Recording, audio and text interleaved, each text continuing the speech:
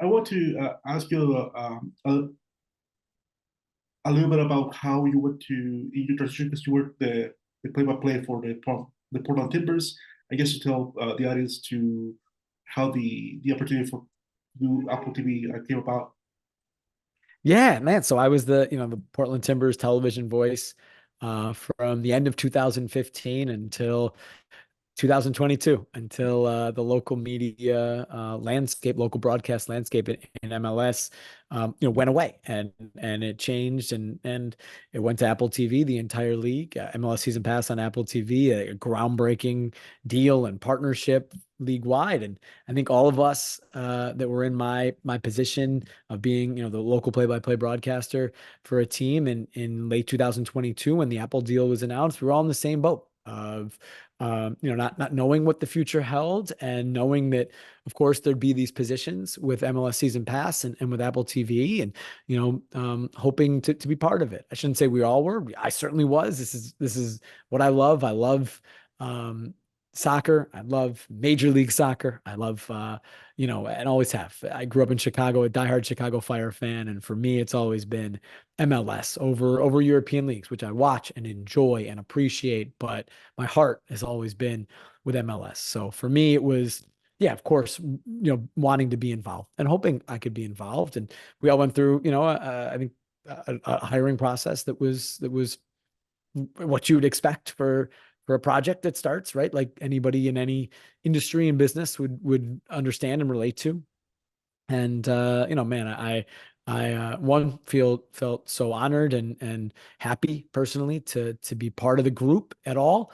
And to be in the position that I have been, partnered with Taylor Twellman is, the lead broadcast team, which is what we are on MLS Season Pass, and calling the All-Star Game and calling MLS Cup and calling El Tráfico on July 4th in front of 80,000 people at the Rose Bowl, LAFC, which was remarkable, and calling Lionel Messi and Inter Miami's run in Leagues Cup and a lot of their games as the season went on, has been a dream for me. It is, literally if I could have, when I was 18, 19, 20, described to you my dream job in this business that I knew I wanted to go into, it would be this. It would be the lead play-by-play broadcaster for MLS on the biggest MLS games every week.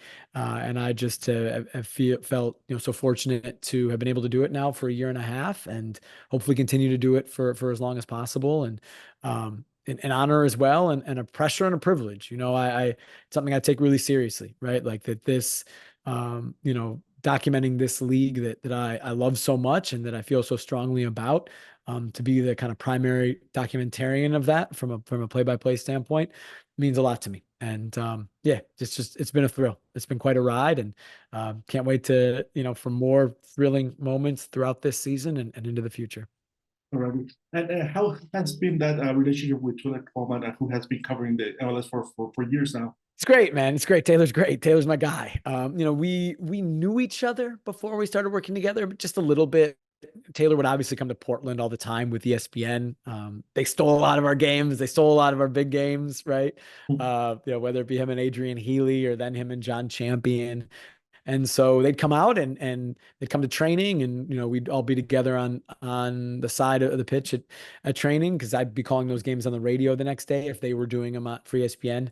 I was fortunate to call several games for ESPN over the kind of the 5 years prior to this Apple deal as well. When, say, Taylor and John were doing, say there's a doubleheader, Taylor and John were in LA and there'd be a game in DC, or a game in Portland, and ESPN would call me up, and I would call it with a Danny Higginbotham or a Brian Dunseth.